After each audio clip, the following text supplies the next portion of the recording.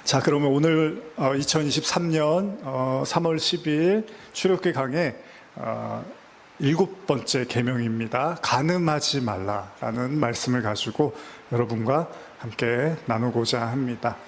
출애굽기 20장 14절인데요. 그냥 우리 한번 제목 한번 같이 읽어볼까요? 시작. 간음하지 말라. 네. 자, 오늘은 10계명의 7번째 계명입니다. 간음하지 말라. 보통 이제 우리 간음이라고 하면 뭐라고 생각하죠? 결혼한 사람이, 사전적 의미도 그렇습니다.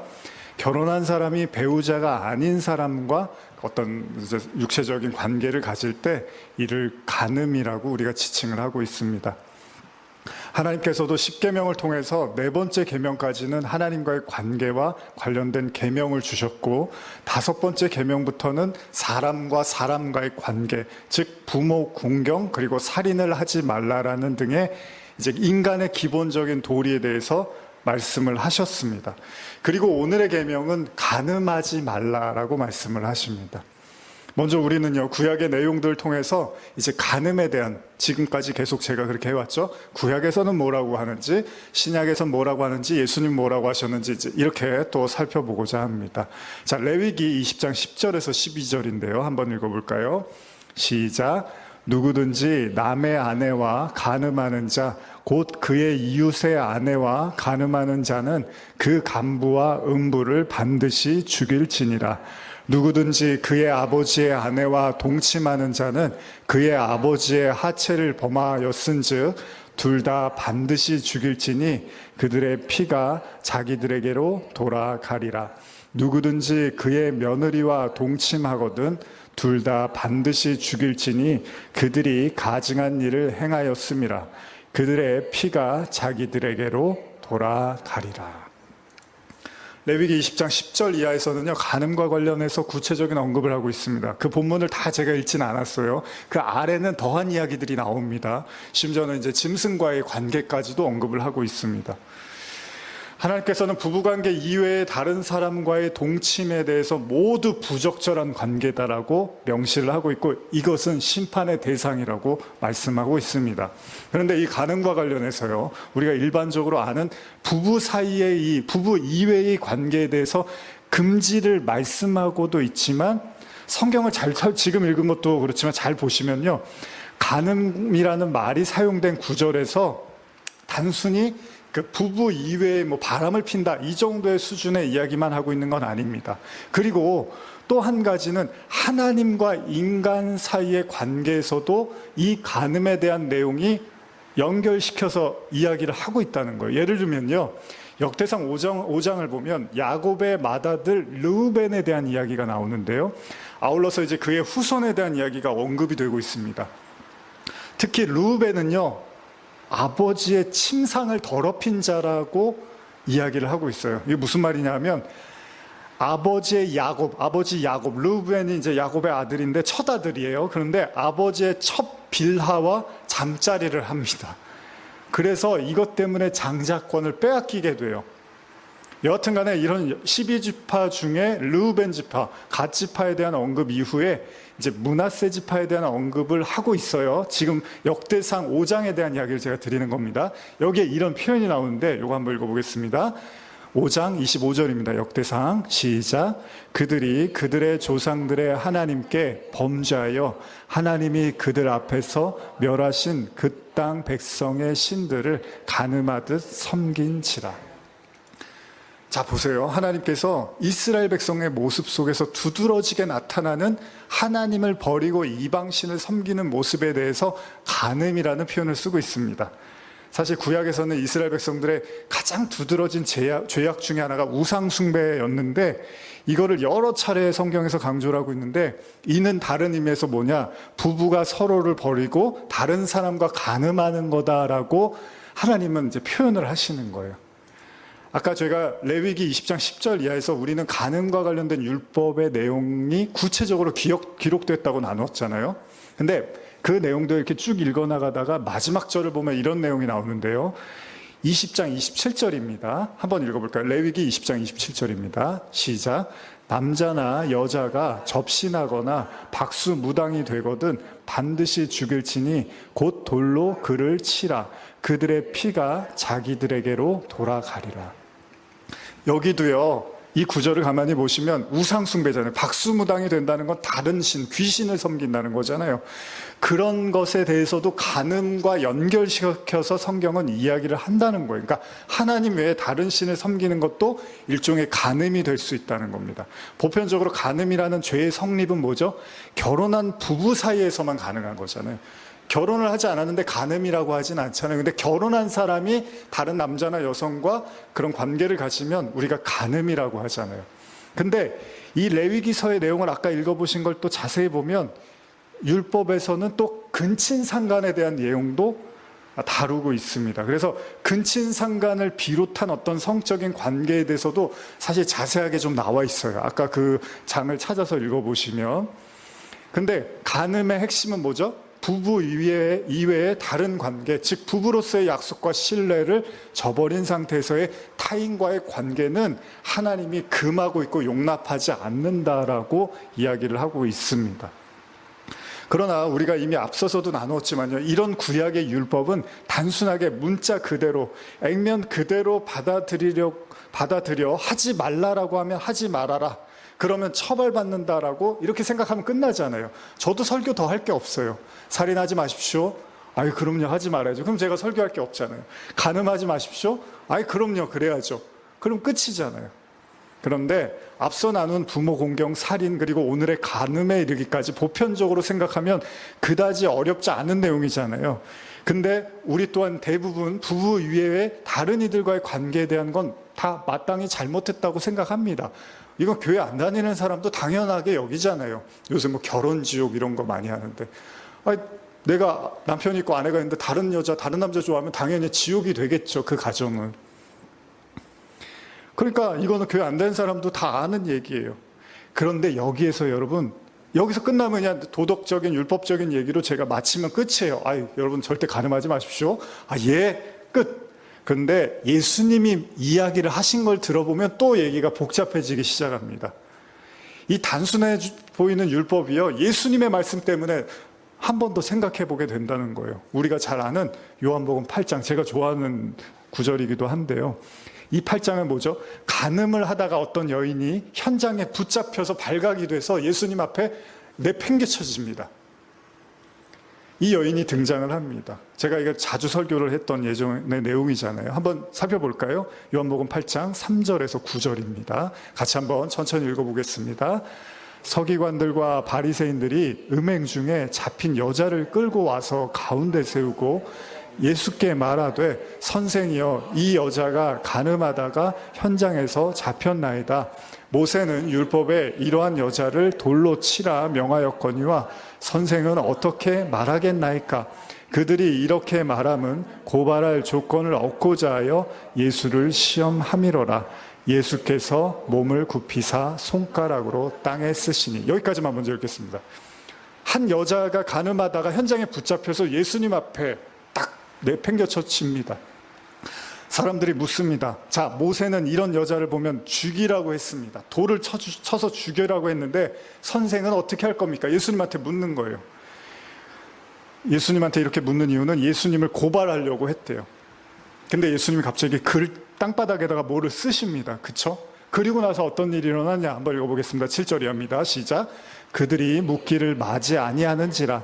이에 일어나 이르시되 너희 중에 죄 없는 자가 먼저 돌로 치라 하시고 다시 몸을 굽혀 손가락으로 땅에 쓰시니 그들이 이 말씀을 듣고 양심의 가책을 느껴 어른으로 시작하여 젊은이까지 하나씩 하나씩 나가고 오직 예수와 그 가운데 섰는 여자만 남았더라.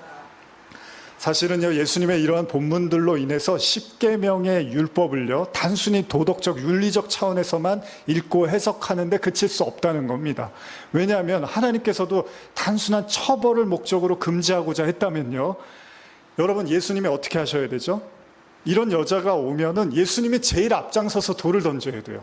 왜요? 하나님이 그렇게 하라고 말씀하셨으니까. 하나님의 아들로서 충실하게 그 계명을 따르고 지켜야 될 사람, 앞장서서 본을 보여야 될 사람이 바로 예수님입니다. 그런데 서기관과 바리새인이요, 예수님께 언급한 그 신명기 율법의 계명, 왜 예수님께 이런 이야기를 했냐면요. 율법에 이렇게 써 있었거든요. 요건 제가 읽어드릴게요. 신명기 22장 22절에서 24절입니다. 어떤 남자가 유부녀와 동침한 것이 드러나거든 그 동침한 남자와 그 여자를 둘 다 죽여 이스라엘 중에 악을 제할지니라. 처녀인 여자가 남자와 약혼한 후에 어떤 남자가 그를 성읍 중에서 만나 동침하면 너희는 그들을 둘 다 성읍 문으로 끌어내고 그들을 돌로 쳐 죽일 것이니 그 처녀는 성 안에 있으면서도 소리 지르지 아니하였으며 그 남자는 이웃의 아내를 욕보였습니다. 너는 이같이 하여 너희 가운데서 악을 제할지니라. 자, 물 한 잔 먹겠습니다.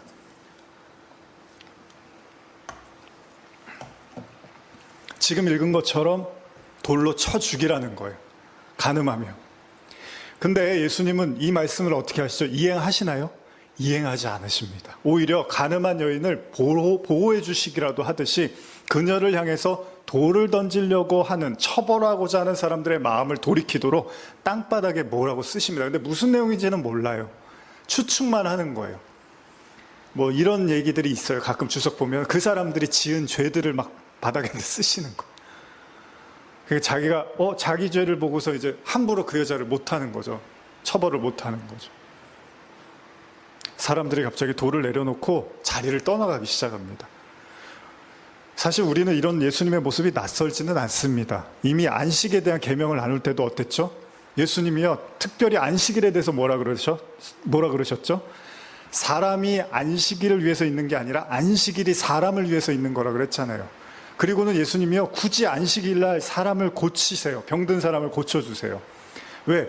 사람들이 싫어하거든요. 안식일날 뭐 하고 이런 거 싫어하는데 예수님이 굳이 그런 행동을 하세요.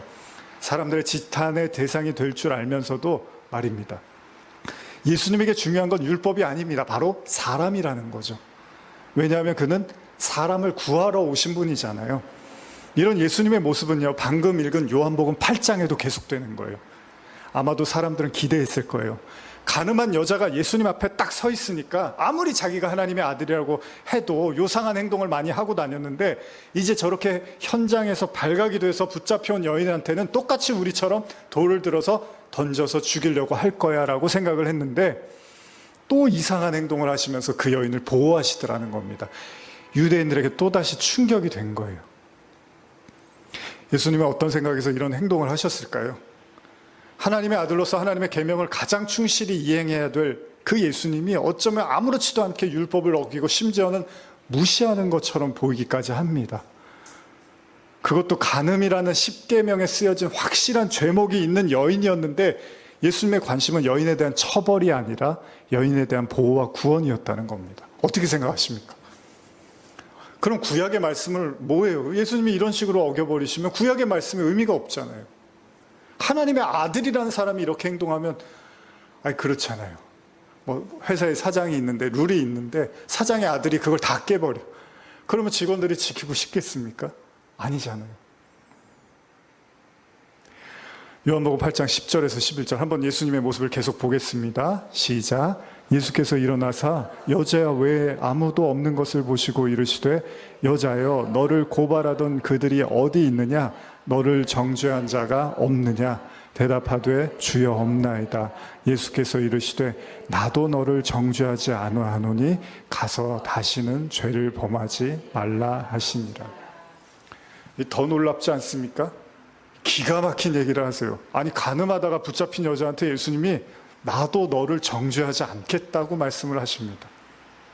간음이라는 건 어쩌면 수치스럽고 들켜서는 안 되는 그런 죄예요.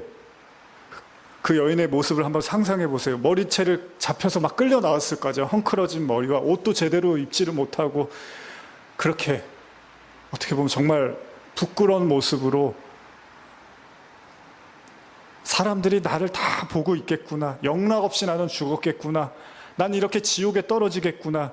그야말로 참담한 마음으로 예수님 앞에 널브러져 있을 그 여인에게 예수님이 그녀를 보호하시고 심지어는 하나님의 아들인 자신도 너를 정죄하지 않겠다고 말씀을 하시는 거예요. 혹시 여러분도 이런 경험을 해보신 적 있으십니까? 도저히 스스로도 용서가 안 되고 누가 알면 모두가 나를 비난하고 손가락질하고 무시하고 욕하고 더럽다고 할 텐데 그런 나를 오히려 안으시고 용서하시는 그런 예수님의 사랑을 경험해 보신 적이 있으십니까?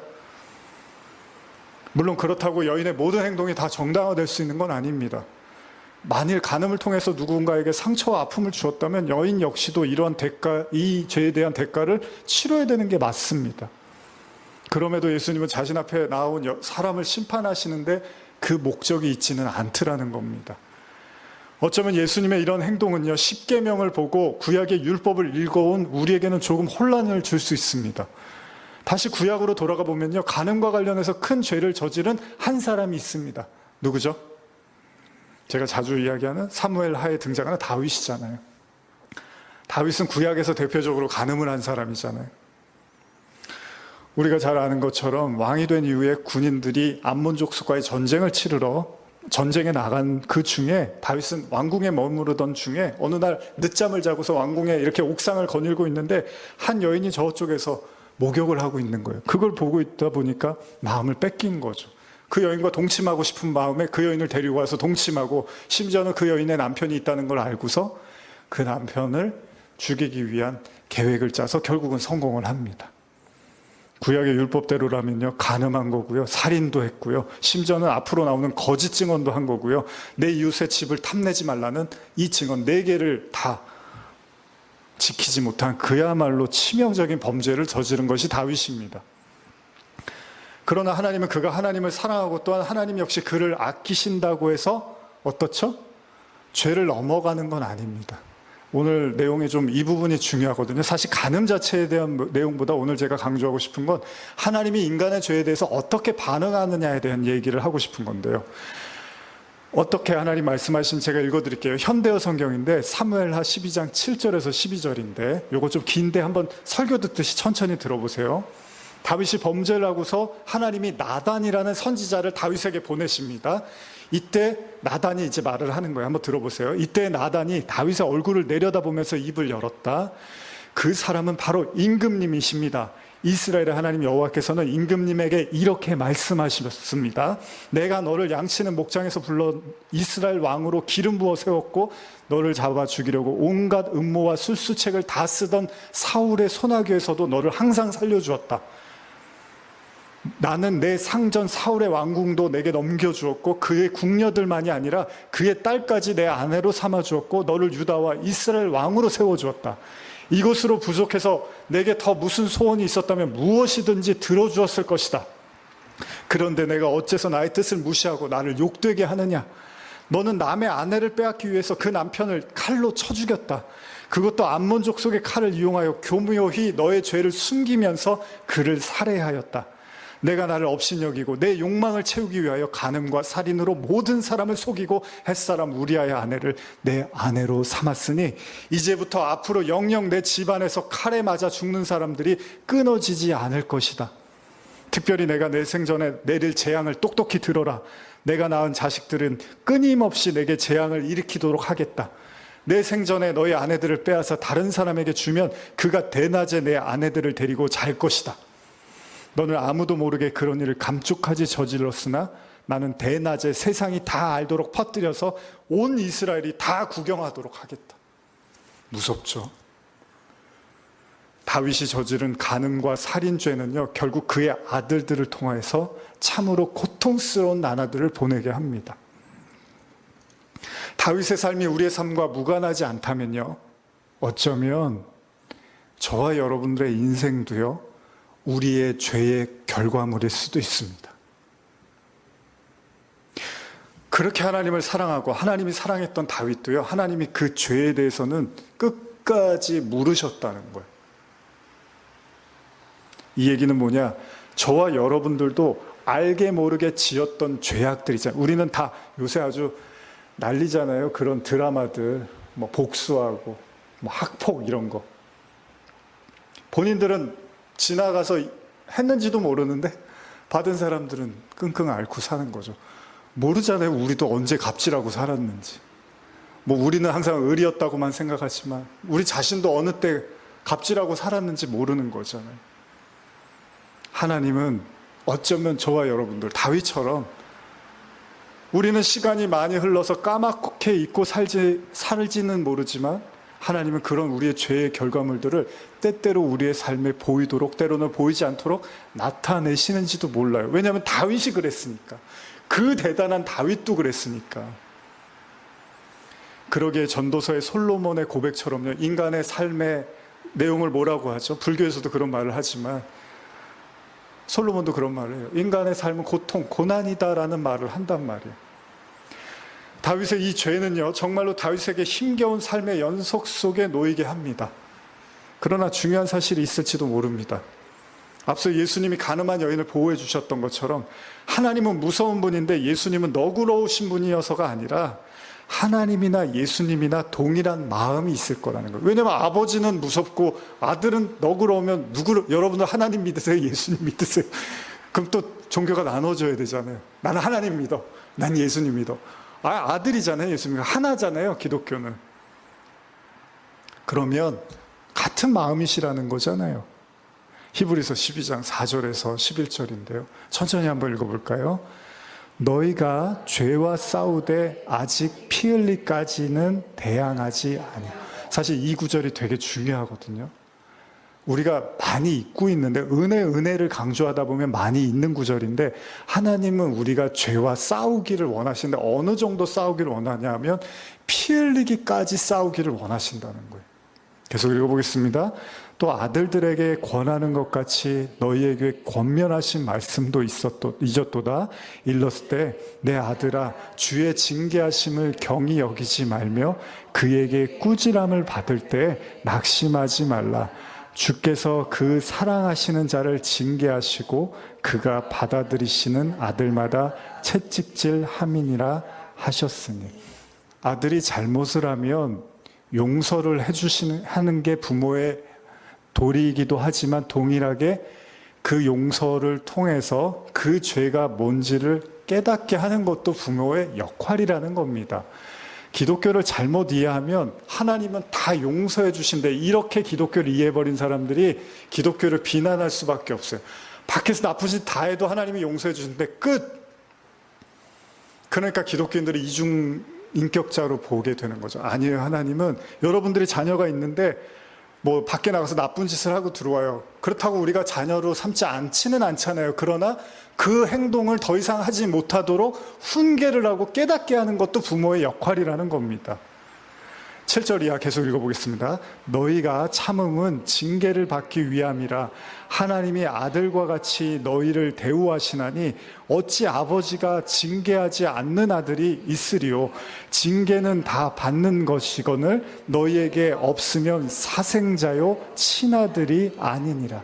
그렇잖아요, 여러분. 잘못을 계속 하는데 거기에 대한 아무런 징계를 하지 않고 나는 너를 사랑만 해, 용서만 해. 그렇게 해서 요즘 이제 뭐 저도 이런 꼰대 소리 들을까봐 그렇지만 요즘 젊은 아이들 뭐 어른들이 그러잖아요. 다 말 안 듣고 자기 중심적이고 오냐 다 잘한다 무조건 잘못해도 다 잘한다.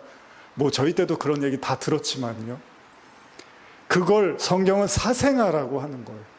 그러니까 그가 잘못을 했으면 깨닫게 해서 못하게 하고 다시 돌이켜야 되는데 그냥 무조건 혼내지 않고 잘한다 하면 성경이 그걸 사생아라고 하는 거예요. 하나님은 그 자녀한테 개입을 해서 어떻게든 그 죄를 깨닫게 하신다는 겁니다. 계속 읽어보겠습니다. 9절입니다. 또 우리 육신의 아버지가 우리를 징계하여도 공경하였거든 하물며 모든 영의 아버지께 더욱 복종하며 살려 하지 않겠느냐. 그들은 잠시 자기의 뜻대로 우리를 징계하겠거니와 오직 하나님은 우리의 유익을 위하여 그의 거룩하심에 참여하게 하시느니라.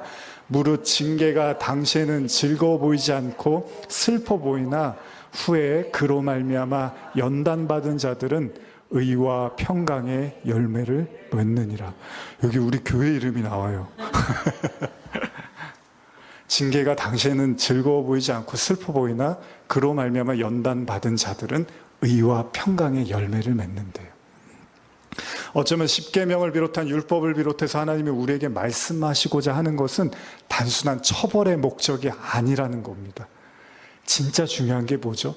그 죄가 왜 나쁜 거고 왜 짓지 말아야 되는 것임을 우리가 깨닫기를 원하시는 것이기 때문에 하나님은 우리의 삶을 통해서 채찍질하고 징계를 하시기도 한다는 겁니다. 가만히 생각해 보면요, 인간이 자기 죄를 인정하는 게 그렇게 쉽지는 않습니다.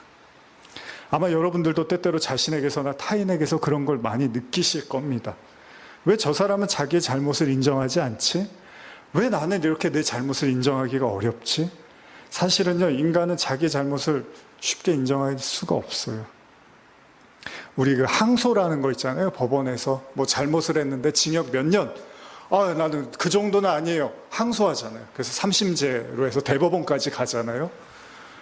못 받아들이겠다는 거죠. 내가 그만큼 잘못한 것 같지는 않습니다. 그래서 1차, 2차, 3차까지 가는 거잖아요.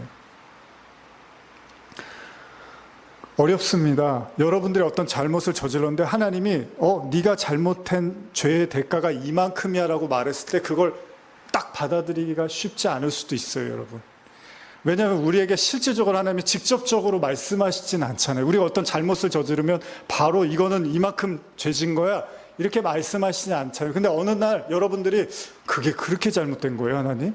내가 그런 행동한 거, 내가 그런 말한 게 그렇게 잘못된 겁니까? 라는 생각이 들 수도 있다는 겁니다. 그래서 하나님은 우리의 삶에서 다양한 형태로 징계하시는지도 몰라요. 우리가 그 죄를, 그것이 잘못이었음을 깨달을 때까지 말입니다. 어쩌면 예수님이 가늠하던 여인을 용서하고 정죄하지 않았던 이유가 그게 아니었을까요? 자신을 죽이려는 수많은 인파들 속에서 자신이 얼마나 큰 죄를 저질렀는지 이 여인은 알고 있어요. 걸렸으니까. 그렇잖아요. 잘못도 걸려야지 인정하잖아요. 안 걸리면 넘어가는 거잖아요, 우리가. 근데 이 여인은 너무나 확실하게 걸려서 사람들 앞에 죽을 수밖에 없는 상황이 됐어요. 문제는 다른 사람들은 마치 내가 죄가 없는 줄 알고 돌을 막 던지려고 하는 거죠. 아마도 다윗에게 그 죄로 인해서 그 아들들을 통하여 모두가 보는 앞에서 하나님이요, 다윗을 완전히 수치를 당하게 합니다. 다윗의 여인들을요, 그 아들이 범하게 되는 걸 대낮에 사람들이 다 보게 하세요. 하나님이 그렇게 하시겠다고 했잖아요. 우리가 잊지 말아야 될 건요, 율법을 통한 징계, 율법을 어겼을 때 따르는 심판과 징계의 핵심은 여러분과 저의 영혼의 파멸이 아닙니다. 우리를 지옥에 보내기 위한데 율법의 목적이 있는 게 아니라는 겁니다. 그게 왜 죄인지를 깨닫는 게 하나님께는 굉장히 중요하다는 거. 아버지로서의 그 하나님의 징계는 어쩌면 다윗처럼 우리의 삶에도 계속 되어지는지도 모릅니다. 돌아가신 아버지께서 항상 밤만 되면 저한테 이렇게 안타까운 눈으로, 제가 맨날 라면을 끓여 먹으니까, 젊은 시절에, 지금은 안 그럽니다. 젊은 시절에. 근데 그거 먹지 말라고, 밤에 그렇게 먹으면 안 된다고 그 얘기를 매일 하셨어요. 매번 볼 때마다 말씀하셨어요. 나중에 그렇게 하면 건강 나빠진다고 그렇게 얘기를 하셨어요. 물론 아무리 말해도 안 들을 걸 제가 안 들을 저라는 걸 아셨기 때문에 아버지는 그 이상의 표현을 하지 않으셨습니다. 그냥 먹지 말아라 이러고 마셨어요. 요즘 제가 제 아이를 보면서 좀 너무 늦게 자지 말아라 이 얘기를 매일 해요. 문자도 보내고 그 문자 딱 보내면 자기가 방에 나와서 씻고 자더라고요. 아이는 학업에 쫓겨서 조금이라도 뭔가를 더 해야 된다는 마음은 알지만 저는 아이의 건강이 걱정이 됩니다. 우리는 하나님이 사랑이라는 걸 압니다. 그리고 그렇게 믿고 있습니다. 모든 10계명의 결론도 뭐라 그랬죠? 이웃 사랑이라 그랬잖아요. 로마서 13장 9절 10절 한번 읽어볼까요? 시작. 간음하지 말라, 살인하지 말라, 도둑질하지 말라, 탐내지 말라 한 것과 그 외에 다른 계명이 있을지라도 내 이웃을 내 자신과 같이 사랑하라 하신 그 말씀 가운데 다 들었느니라. 사랑은 이웃에게 악을 행하지 아니하나니 그러므로 사랑은 율법의 완성이니라. 핵심이 뭡니까? 진짜 여러분들이 10계명을 지키는 거, 율법을 지키는 건 이웃에게 악을 행하지 않는 거래요. 이웃에게 악을 행하지 않는 게 하나님의 율법의 목적이래요. 그래서 예수님도 이런 말씀을 하십니다. 산상수훈에서 마태복음 5장 27절 28절인데요. 시작. 또 간음하지 말라 하였다는 것을 너희가 들었으나 나는 너희에게 이르노니 음욕을 품고 여자를 보는 자마다 마음에 이미 간음하였느니라. 여기서 자유로우신 분 계십니까 혹시? 한번 일어나 주시면. 난 살면서 한 번도 그런 생각 안 하고 살았습니다. 일어나 주시면 제가 거하게 식사 한번 대접해 드리겠습니다. 예수님도 또 피해갈 수 없는 얘기를 하시는 거예요. 우리 살인하지 말라 그럴 때 미워하는 것도 살인해라 그랬잖아요. 여기서도 자유로울 수 없잖아요, 모든 인간이. 어쩌면 이것이 요한복음 8장에서 간음하던 여인을 보호해 주신 이유이기도 합니다. 왜냐하면 예수님의 눈에는 이미 모든 사람이 간음하고 있는 거였어요. 그 마음속에 다 크게 숨쉬고 있는데 겉으로 드러나냐 안 드러나냐의 차이인데, 한 여인만 집중적으로 지탄하면서 죽어야 된다고, 저 여인은 정말로 경멸의 대상, 죽음의 대상, 지옥의 대상이라고 말하는 거, 이걸 예수님은 부당하다고 여기신 거죠.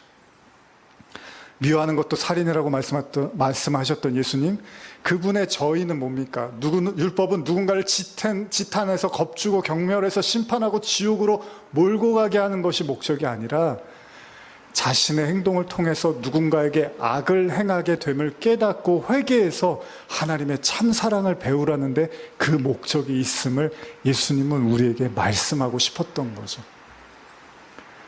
그렇습니다. 우리 모두는 예수님 앞에서 그냥 죄인일 뿐입니다. 이미 엎질러진 물은 되담을 수가 없습니다. 중요한 문제가 있습니다. 여러분과 저도 우리의 삶에서 이미 엎질러져 버린 수많은 물들이 있을 겁니다. 10년 전, 20년 전, 30년 전, 우리도 기억도 못하는 그 시간들 속에서 우리를 통해서 상처받았던 아픔을 느꼈던, 또 반대로 우리가 받았던 아픔과 상처, 이런 것들이 뒤엉켜 있는 게 인간 세상이잖아요. 그래서 복잡한 거잖아요.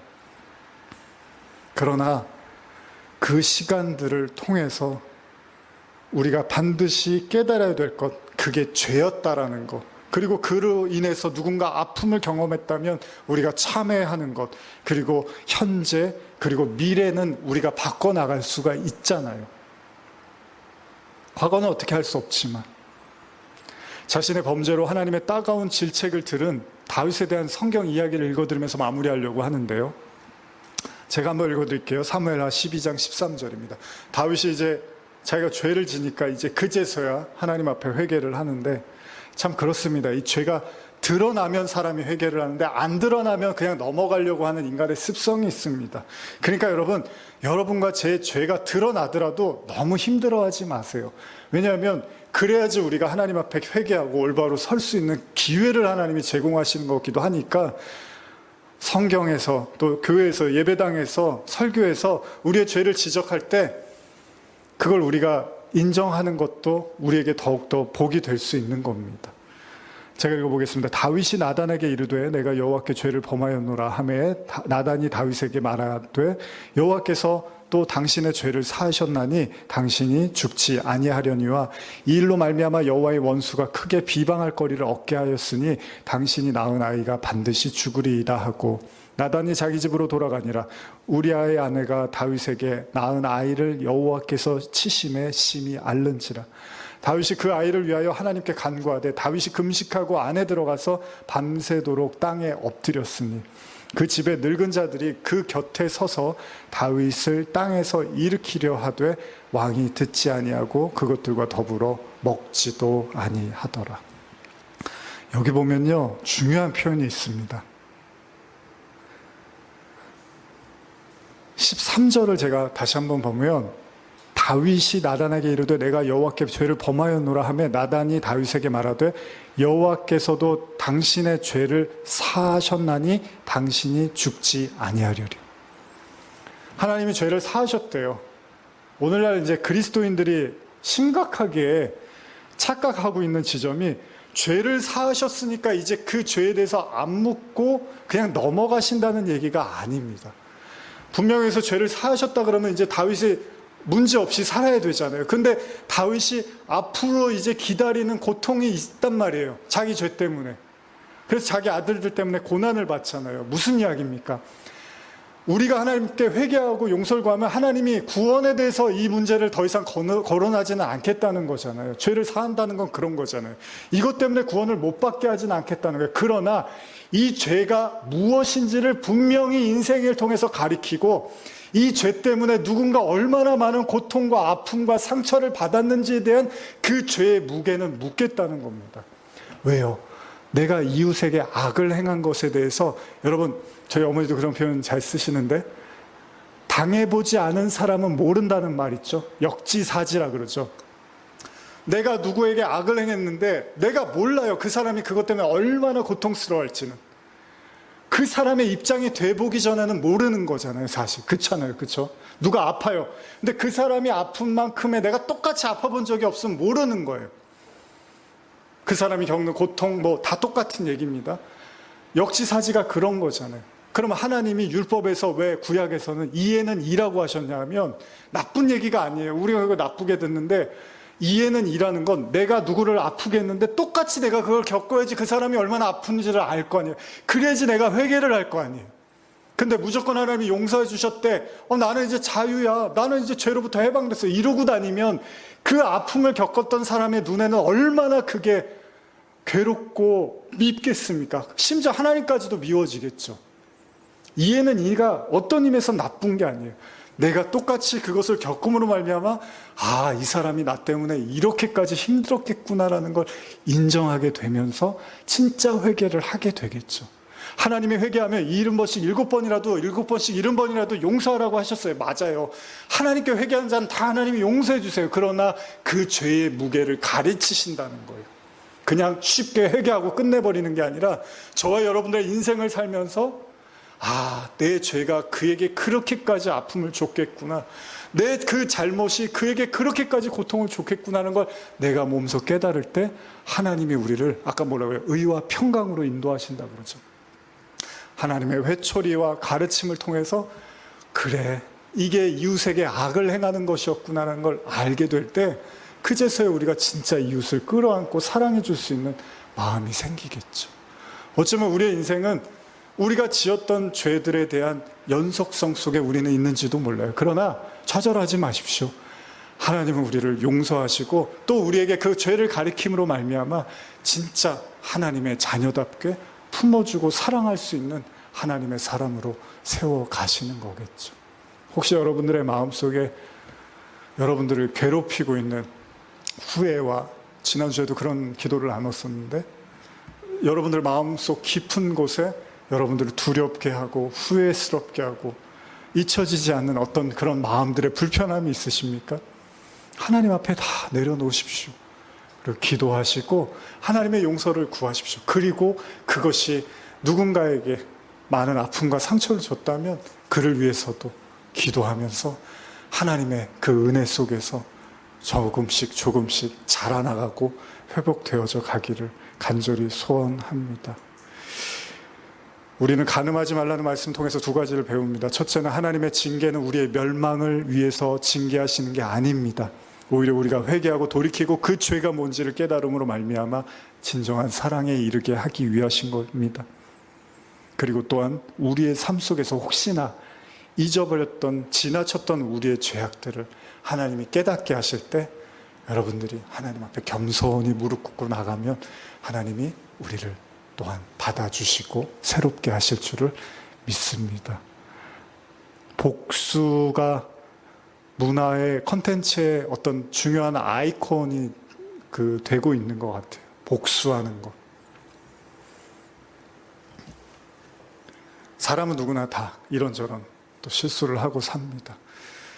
중요한 건 이미 엎질러진 물이라면 이제 인정하고 받아들이고 또 용서를 구하는 그리스도인들이 먼저 그런 본이 돼야 되지 않을까 또 생각을 해봅니다. 기도하시겠습니다.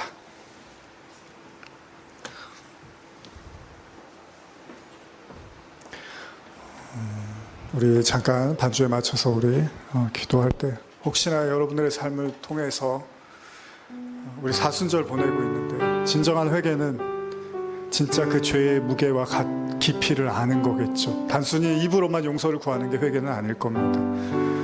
물론 지나친 모든 일들 우리가 다 기억해낼 수는 없지만 하나님 앞에 하나님의 우리를 회초리로 또 말씀으로 가르치고 있는 것들이 있다면 겸손하게 받아들이고 또 기도하며 하나님의 은혜를 구하고 또 새로워지길, 또 마음의 번잡함과 마음의 어두움도 하나님께서 만져주시고 새롭게 치유해달라고 우리 같이 기도하시겠습니다.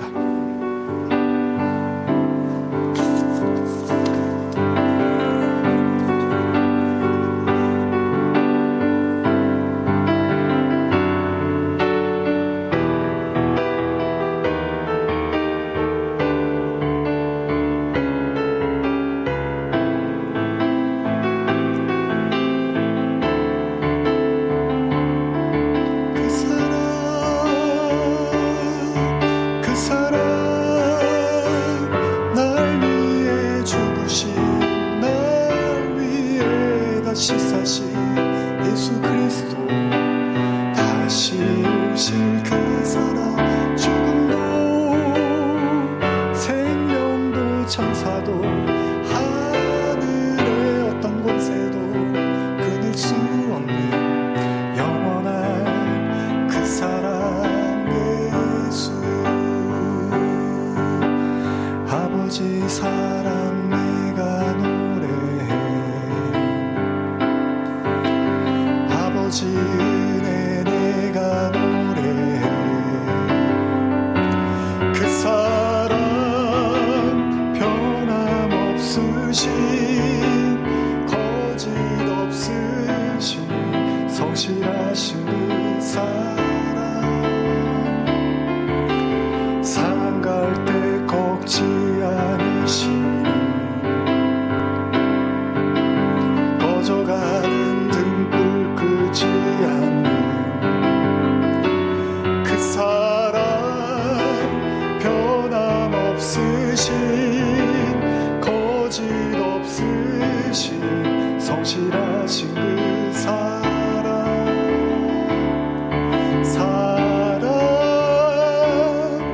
그 사랑, 날 위해 죽으신, 날 위해 다시 사신 예수 그리스도, 다시 오실 그 사랑. 죽음도 생명도 천사도 하늘의 어떤 권세도 끊을 수 없는 영원한 그 사랑을. 반주 계속 해주시고요. 우리 마지막으로 눈을 감고 잠깐 기도하실 때 십자가의 가장 중요한 메시지는 용서입니다. 하나님은 어떤 죄도 용서해 주시는 분이십니다. 심지어 예수 하나님의 아들을 죽여도 우리가 진짜 죄를 깨달으면 용서하시겠다고 말씀하십니다. 오늘 우리가 나눴던 많은 말씀들이 있습니다. 그러나 이 말씀의 결론은 하나님의 용서입니다. 무한한 사랑과 용서입니다. 오늘 여러분들이 용서할 수 없었던 사람들, 또 용서하지 못했던 사람들, 또 상처받은 자로서의 마음들, 우리는 용서할 수 없습니다. 주님의 용서를 통해서만 우리가 용서받고 용서할 수 있는 자들입니다. 하나님의 용서, 그 사랑으로 내 마음을 새롭게 하여 주시옵소서. 그렇게 기도하기를 원하시는 분들은 오른손을 들고 주님의 용서와 사랑으로 내 마음이 평강 가운데, 또한 내가 미워하고 분노했던 많은 내 마음들이 사랑으로 채워지기를 원합니다. 우리 같이 기도하시겠습니다.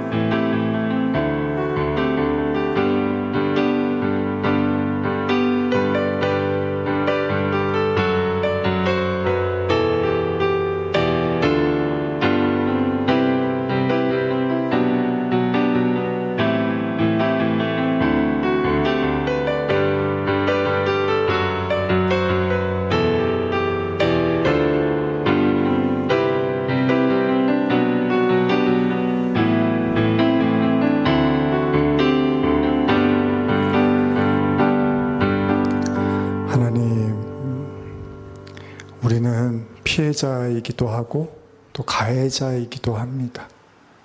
일방적인 피해자, 일방적인 가해자만은 존재하지 않겠죠. 어떤 경우에 우리는 가해자이기도 했고 어떤 경우에 우리는 피해자이기도 했습니다. 그래서 하나님은 모든 사람이 율법에 이를 수 없다고 말씀하셨습니다. 그리스도인으로서 우리의 삶을 돌아봅니다. 물론 우리가 과거의 모든 상황들을 다 끄집어 생각해내고 기억해낼 수는 없지만 오늘 말씀 앞에 서며 우리로 말미암아 아픔을 당했던 영혼들에 대한 우리의 죄의 인정과 또 우리를 아프게 했던 사람들에 대한 그리스도의 사랑을 통한 용서와 은혜가 우리 마음속에 넘치기를 원합니다. 예수님은 십자가에서 모든 것을 용서하셨습니다. 이 사순절을 보내며 우리의 마음속에 그 사랑으로 채워지게 하여 주셔서 우리의 마음속에 의와 평강이 흘러가게 하여 주시옵소서. 지금은 우리 주 예수 그리스도의 은혜와 하나님 아버지의 사랑과 성령의 교통하심이 간음하지 말아라. 그럼에도 불구하고 그 여인을 보호하시고 정죄하지 아니하시는 예수님의 사랑, 오늘 그 사랑 앞에 우리의 영혼을 내어 맡기며 고개 숙인 모든 성도들 머리 위에 지금부터 영원히 함께 있을지어다. 아멘.